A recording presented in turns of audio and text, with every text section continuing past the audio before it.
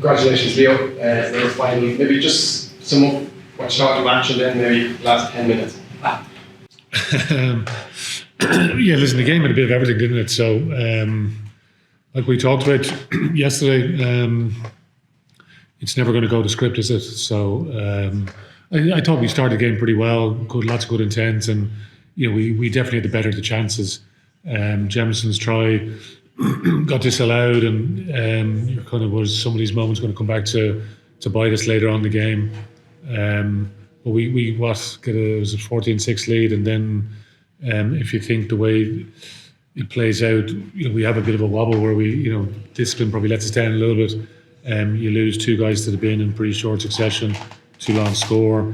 You get to half time, you're leading 14-11 at that stage. So it's very much just about trying to make plans how to start the second half. We did 8 forwards, 5 backs.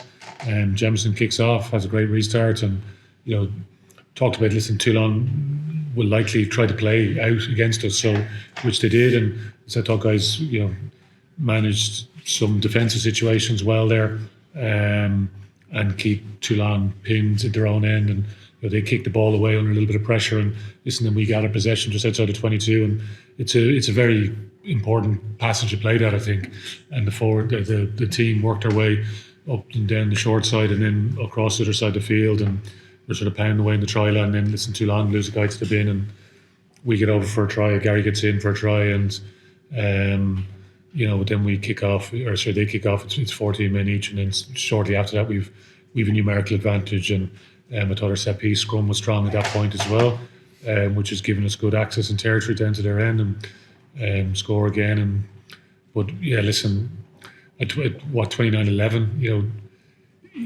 for everyone's stress levels, it would be nice if we could keep the margin of scoreline like that. But listen, we know the quality that Toulon have off the bench as well. Some of the quality, listen, Caelan was touching on some of the international quality that they have coming off the bench, and because they recruit from the four corners of the globe, that's what they have, isn't it? Yeah, listen, they test us, and huge amount of credit to them for the way they went about things. I thought they really tested us, cut us a few times, and we're scrambling to get in for tries. I wasn't sure the legality of that line-out drive that they had, but anyway, they get in shortly afterwards. And yeah, they score again, and listen, we're sort of hanging in then at the end. So, but that's where you just need to show a bit of sort of guts and courage, and the chase back at the end, to force the knock on, and yeah, that's just great commitment, isn't it? So maybe you asked about the last 10 minutes. Yeah, I think naturally you sort of try and protect things, don't you? Whereas the other team they've no protection. It's just they're just throwing everything at it, and you got to give credit to them. Obviously we're sitting in this room this time last year. We were in that situation. Listen, we were throwing everything at Northampton, and listen, Pollock gets a poach. Should have been a penalty. Should have been a penalty. It's clearly he's illegal. But listen, nobody wants to report about it after. We should have had a penalty try. Nobody wants to report about it. They just want to kick the boot into us, don't you? So, and that's the way it goes, But reality is, the way I would see a semi-final is two teams going at it, and there's a winner and a loser. And listen, it's not to kick the team that loses. I thought Toulon had amazing, in terms of how they stuck at it to the very end. So, and they're decided on the tightest of margin, these semi-finals. Think back to over the years, some of the semi-finals were away in France. If you remember, 2012, Wesley Fofana knocks the ball over the try line. And that's how we get to a final. Not really anything that we did, but we go to a final and you go on and play Ulster. But that's what it comes down to, moments, and you just got to keep battling for every single moment. And we move on into the next game. So it's just trying to be, I would be very kind to Toulon, because I thought they showed great spirit to the very end, which is what you want in this tournament, and that's why we love this tournament. Because I can't speak for other teams, but we love it. We want to put ourselves in this situation year on year on year. But it's not easy, is it? Because you're up against these juggernauts of teams. First time Leinster have ever beaten Toulon today. Because that goes back to a period where, listen, they were signing literally global superstars, wasn't it? So that's the firepower that they have in that competition. So listen, we'll keep battling. We know it's going to be tough wherever we play in a final, but we're delighted. We're delighted with I suppose the atmosphere that the fans created there today, because it was a really special day for everybody. to get ourselves. Listen, I have to applaud the players, for the desire that they showed throughout the season to want to put themselves back in this situation again. Because listen, you guys love throwing the boot into us, don't you? You guys love throwing the boot into us when things don't go well. I don't think we enjoy it. Well, isn't whatever it sells, obviously, anyway, because you read plenty of it. So, listen, the courage that the players show, it's testament. Listen, Caelan sitting beside me because he leads the group incredibly well. But you'd love if everybody got behind the team now, wouldn't you? When you're up against, sort of juggernauts of the game. Because it's not easy doing this, is it? You can see the other provinces. We're obviously the only Irish province left in the competition. So, but the group will still continue to do what they do. It's not pretty, is it? It's not necessarily always pretty. But that's the game is not pretty, is it? Yeah, no. But we're up against some serious teams here to be able to compete. And it's insanely hard to win this competition. Insanely hard. As is literally, because today's the first time we've ever beaten Toulon. Yeah. Well, Caelan, just a quick one. Your primary emotion after that, well played. Congratulations again. Your primary emotion after the match. A little bit of relief, to be honest, given the last 10 minutes or so. But yeah, as Leo's touched on there, it's not easy getting to a final. We're delighted to be back in one. There's a feeling of satisfaction in the changing room there as well, knowing a lot of hard work from the wider group, from the staff that's gone into this over the season, through the season, how we've built. So yeah, it's back to URC over the next couple of weeks. Back to getting better, improving. There's going to be, I'm sure, some guys didn't play today back in the mix, and full squad strength is required over the next couple of weeks and keep things driving the right way. Leo, congrats on the win. It was a horrible incident involving Robbie Henshaw, but I saw him at the pitch there at the end, which I presume was a good sign. Just give us an update on how he's doing. Yeah, him and Josh, so two head knocks, so they'll go through, gradually return to play as standard. The two of them are okay there now, but we'll get them checked out, make sure everything's okay. And then Jack's obviously getting hobbled off with his knee. He's pretty bullish in there saying it's fine, so again, we'll get him checked. Other than that, Tommy's already been off as well, but I think he's cramping, I think is what was going on there. That's the majority of it, I think. Gemmo shipped a couple of knocks. You could see they were targeting him right for the very start of the game. But Jemison, he's made it tough stuff and managed himself through the game. Come on in, Ports. Welcome back. But generally there, I think lads not bad. But game of this magnitude, as I said, everyone's thrown themselves into the contact area, and they're just nobody's leaving it out there, are they? It's all out there, So it's great. It's what you want from a game, isn't it?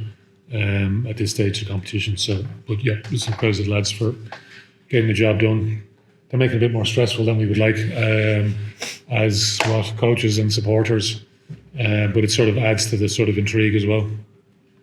Well, so Billy, you came in. We're happy you came in now. Can you tell us? Maybe you could start, Andrew, just what was going on in the Scrum, and then Leo, can you tell us how brilliant Andrew was, and Caelan, if you could just throw 2 sentences in as well about how brilliant Andrew was. That'd be easy for me. Wait, am I starting? You go on the Scrum. Yeah, I mean, we put in incredible amount of work. I think we've been building very well as a pack, and we have incredible lads in there, like Rabba, with his experience and his kind of knowledge of kind of French packs and teams. It's what prepares us the best for games like this, for knockout rugby. I thought the Scrum went incredibly well today. It's great to have 7 other lads around you who are completely dialed into that, and I think it's somewhere we've come on leaps and bounds. But yeah, it's a special thing to be a part of, and it's always nice to be on the good side of the ref. Is there anything specific you can tell us from the Scrum, and then you can tell me if you used the junior rugby tactic, and did you tell Ross to kick the ball dead from a restart so you could have a Scrum? No, I wouldn't be thinking that far ahead now, but I mean, this I wouldn't be the biggest fan on minute detail, but you're coming up against quality opposition, and like Kyle Sinclair, like seasoned international, and he's been playing incredibly well for Toulon, and their front row and their pack in general, like a big French pack. But you relish those opportunities, I suppose, in a semi-final. It's it's great to be a part of something like that, and Just Leo Cullen. so.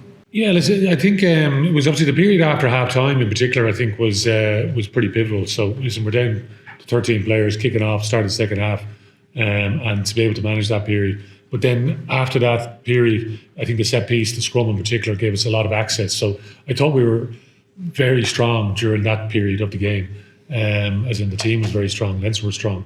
But yeah, listen, we don't quite manage to kick on when we go, 29-11 up at that stage, so 18 points.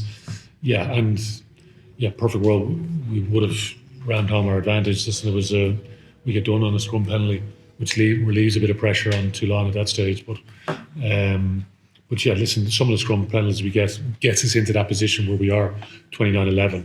It's probably the question we'd all ask ourselves is like, how do we kick on and make the game a little less stressful in the last 10 minutes? I'm going to talk about Port. Yeah. Please. I mean, yeah, he was lost today. Well-deserved man of the match. He's worked very hard. Obviously had a rough second half of the season since the new year, basically. Been on the sidelines for quite a bit. So I admire the work that he's put in over the last while to get himself to this level of fitness again. He works so hard for us and is an integral part of the team. I think he's one of the best loose sets in the world. So it's a privilege to be in this position, but it's taxing as well. He's put a lot of hard work into it at this point. So it was a well-deserved man of the match.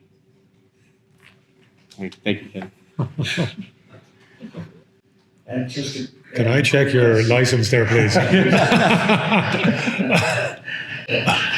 You're almost afraid, I know.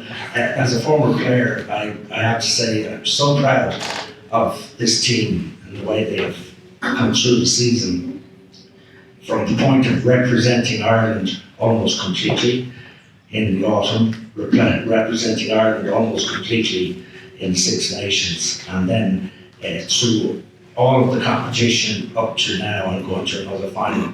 You should be very proud of what you achieved. It's a fantastic performance by Leinster to get to another final, and Leo, you have done a fantastic job as coach of the Leinster team. And it's just, to all of the ex-players, it has lifted us completely. And I think you've seen from the crowd that was there today, on a bank holiday weekend, to pull in 40,000 people for that match, and it was a really great game for rugby, particularly the second half. And I thought the seeing the Leinster team come out with 13 men and score a try in the second half was the winning of the match and showed the spirit of the team. But I'd just like to ask you, Leo, do you think that the fatigue at the end of the season that has cost us in the last few seasons is the real problem that we have with players playing at national level and then playing for Leinster, that you come into this last phase and it leaves us very short on players with injuries? Yeah, like it's trying to fight on two fronts, isn't it? Like, and that's the thing about the group. So, and listen, we can turn our attention now to URC, because listen, we have a big game here next week against the Lions. It'd be amazing to get a big crowd here to support the group that plays against the Lions. But yeah, we need to box clever in terms of how we manage the group. Okay, we'll get everyone assessed over today and tomorrow and into Monday, and then we make some calls about who are the best group to represent Leinster against the Lions. Because listen, on your point, the Lions are a very cohesive group, so they have their group. Lose very few players to Springbok duty at any stage during the year, and which is a complication of our regular season competition, because every team is different, in terms of how they build their squad. So anyway, we'll have a group that hopefully will represent Leinster, similar to the way lads represented Leinster today. Because Lions are third in the table, we're behind them at the table at the moment. So we need to make sure we have a proper week's prep. The Lions, I've already listened to some of their sound bites, because they had a couple of days off the start of this week just gone. They came back together on Thursday. I heard they were talking about how they improved their own game. Then they were going to look at the opposition, which is us, on the Friday, and then they're travelling. So I think they're in transit as we speak. They'll land tomorrow morning and they'll hit the ground running into next week. So that just shows you what we're up against this week. So we need to make sure we have a group that's ready for that challenge against Lions, because what I talk about all the time is, we're in the final now, but like to get to a final, you've got to win a semi-final, you've got to win a quarter-final, you've got to win the last 16, you've got to get through your pool stages, and even before that, you've actually got to try and qualify for the tournament in the first place. So like it's a lot of moving parts. So we need to go like is in our URC. We need to try and get into the top 8, don't we? Make sure we stay in the top 8. So we're currently 4th. Ideally, get 2 wins. Can we get a home quarter final? See where it sits us later on in terms of seeding. So and that has to be the focus for us. So do what we can. Get a group. As I said, we just talked in the dressing room there briefly, because we've got some great Leinster men will be leaving us at the end of the season as well, and we need to make sure. Some guys were unlucky not to be involved today in the game. And listen, hopefully some of the people I'm actually talking about without saying their names specifically.